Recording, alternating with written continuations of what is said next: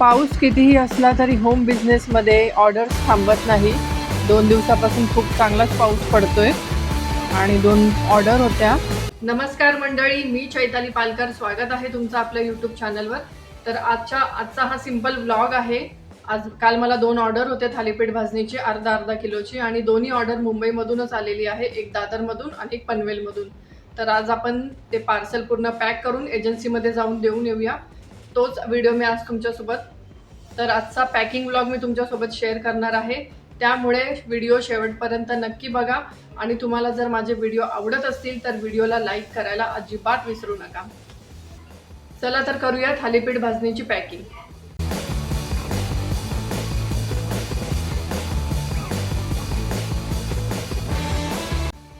दादर आणि पनवेलमधून ऑर्डर मिळाली होती थालीपीठ भाजणीची आणि दोन्ही ऑर्डर अर्धा किलोचेच होते. ही ऑर्डर मला संडेला मिळाली होती आणि सोमवारी मी पार्सल पॅक करून कुरिअर एजन्सीमध्ये घेऊन गेले होते. आणि अजून एक ऑर्डर मला शनिवारी मिळाली होती आणि ती ऑर्डर मी शनिवारीच देऊन टाकली होती एजन्सीमध्ये. मी थालीपीठ भाजणी आधी तयार करून ठेवली होती 5 किलो आणि त्याच्यावर लगेच एक कॉन्टेंट अपलोड केला होता इंस्टाग्रामवर. आणि तो व्हिडिओ अपलोड केल्या मला लगेच जवळजवळ 4-5 ऑर्डर्स मिळाल्या या आठवड्यामध्ये. आणि त्यातल्याच ह्या 2 ऑर्डर्स आहेत. 4-5 पण नाही म्हणता येणार, अजून 2-4 एक्स्ट्रा ऑर्डर झाल्या असतील. आणि मी फ्रेश थालीपीठ भाजणी बनवली होती. ही भाजणी आता संपत आली आहे. मी स्टॉकसुद्धा आणून ठेवलेला आहे थालीपीठ भाजणीसाठी आणि हे संपायच्या आधीच दुसरं बनवायला घेईल, कारण आता मला असं वाटतं ऑर्डर्स चालू झालेले आहेत. त्याच्यामुळे थोडंसं एक बॅच बनवून ठेवायला हरकत नाही आहे, म्हणजे ऑर्डर्स आली की पटकन देता येईल. इगतपुरीच्या रिपीट कस्टमरकडून मला तिसऱ्यांदा जेव्हा परत ऑर्डर मिळाली त्यावेळेस माझ्याकडे थालीपीठ भाजणी तयार नव्हती. त्याच्यामुळे मला 2 दिवस लागले ते पूर्ण प्रोसेस करायला. भाजणी भाजून थंड करणं, त्यानंतर ते दळून आणल्यावर पण थंड करून मग पॅकिंग करावी लागते. त्याच्यामुळे माझा 2 दिवस गेला होता त्याच्यात. त्यामुळे मला असं वाटलं की मी आधी 5 किलो बॅच तयार करून ठेवायला पाहिजे, म्हणजे ऑर्डर आली की मला पटकन पॅकिंग करून देता येईल. आत्ता सगळ्यात आधी मी स्टँडअप पाऊचला स्टिकर लावून घेतले, त्याच्यावर स्टॅम्प मारला आणि पॅकेटमध्ये थालीपीठ भाजणी भरायला घेतली. मी प्रयत्न करते थोडंसं जास्तच टाकायचा, कारण वजन जास्त भरलं की शिपिंग चार्जेस ऑलरेडी ते जास्त घेतातच, 100 ग्रॅम जरी वजन वाढलं तरी. त्याच्यामुळे मी थालीपीठ भाजणीची क्वांटिटी मी व्यवस्थित देते, अजिबात त्याच्यामध्ये कमी नाही करत. अजूनसुद्धा मी बॉक्स किराणा दुकानातूनच आणते आणि मी बॉक्ससाठी चौकशी करून आले दुकानामध्ये होलसेलमध्ये, पण ते मला होलसेल वाटलंच नाही. घराजवळच दुकान आहे बॉक्सचं. तर एक कुरिअर बॉक्स जवळजवळ 35 रुपयेचा आहे अर्धा किलोचा आणि 1 किलोचा 45 रुपये सांगितले. किराणा दुकानातून मी घेते, मला 5 रुपयेमध्ये एक बॉक्स मिळतो तिथे. जर मी ते बॉक्स नवीन घेतले 35 रुपये आणि 45 रुपयेमध्ये तर ते मलासुद्धा परवडणार नाही आणि कस्टमरलासुद्धा परवडणार नाही आता, कारण माझा आता स्मॉल स्केलवर बिझनेस आहे.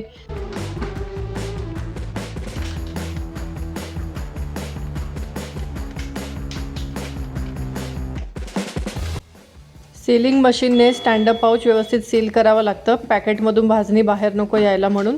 आणि आता पावसाळ्याचे दिवस आहे त्याच्यामुळे अजून व्यवस्थित पॅकिंग करावी लागेल.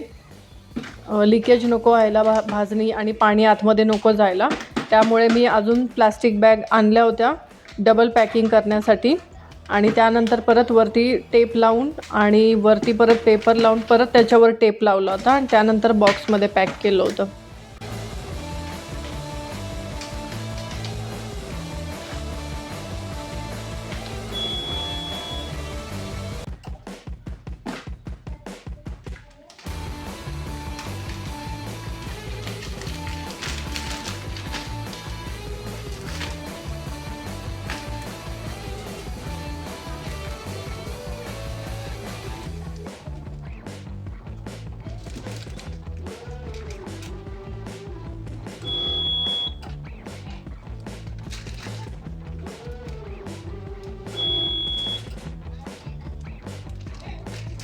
स्टँडअप पाऊच सील करून झाला होता आणि त्यानंतर डबल पॅकिंगसुद्धा करून झाली होती, तीसुद्धा मी सील करून घेतली होती.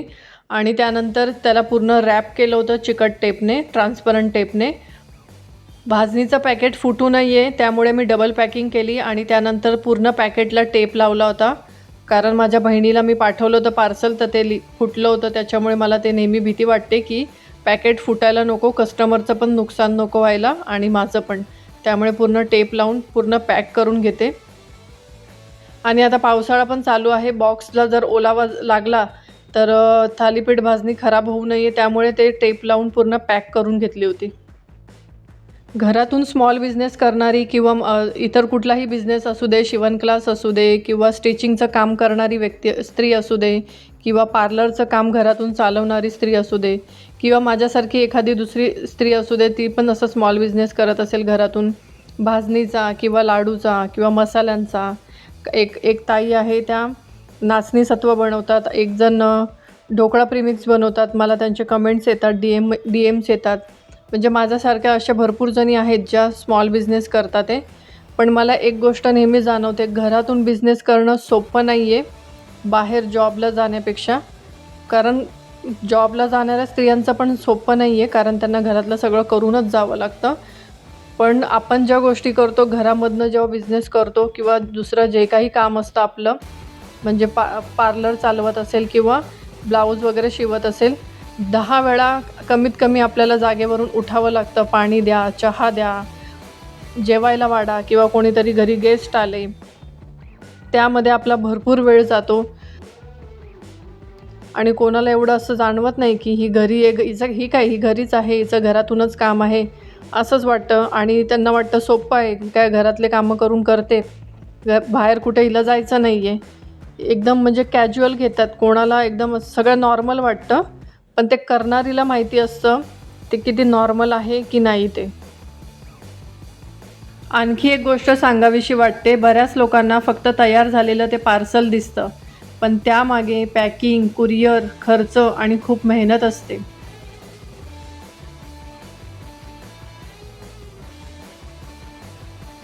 दोन्ही पार्सल पॅकिंग करून झाल्यानंतर मी कुरिअर एजन्सीमध्ये गेले आणि तिथे त्यांनी कस्टमरचं ॲड्रेस चेक केला. एक पार्सल त्यांनी घेतलं दादरचं आणि पनवेलचं जे कस्टमरचं लोकेशन होतं ते चेक केलं, तर तिथपर्यंत ते पोहोचू शकत नाही असं त्यांनी सांगितलं. तर मग मी ते दुसऱ्या दिवशी स्पीड पोस्ट केलं पोस्टात जाऊन. आणि कुरिअर एजन्सीमध्ये गेल्यानंतर मला तिथे व्हिडिओ शूट नाही करता आला, कारण माझ्या मोबाईलचा स्टोरेज फुल झाला होता. फोनपेसुद्धा होत नव्हतं, एवढं स्टोरेज फुल झालं होतं मोबाईलचं. खूप साधा मोबाईल आहे आणि त्याच मोबाईलपासून मी सुरुवात केली. जर मी करू शकते तर तुम्हीसुद्धा करू शकता. तर 30 डे चॅलेंजचा हा डे 5 होता. आजचा हा व्हिडिओ थोडा उशिरा अपलोड होतो आहे, 2 दिवस लेट अपलोड होतो आहे, कारण माझ्या मोबाईलच्या स्टोरेजमुळे प्रॉब्लेम झाला होता, व्हिडिओ एक्सपोर्ट होत नव्हता. तुम्हाला आजचा व्हिडिओ कसा वाटला मला कमेंटमध्ये नक्की सांगा. आवडला असेल तर लाईक करा, चॅनलला सबस्क्राईब करायला विसरू नका. पुन्हा भेटूया पुढच्या व्हिडिओमध्ये. तोपर्यंत धन्यवाद.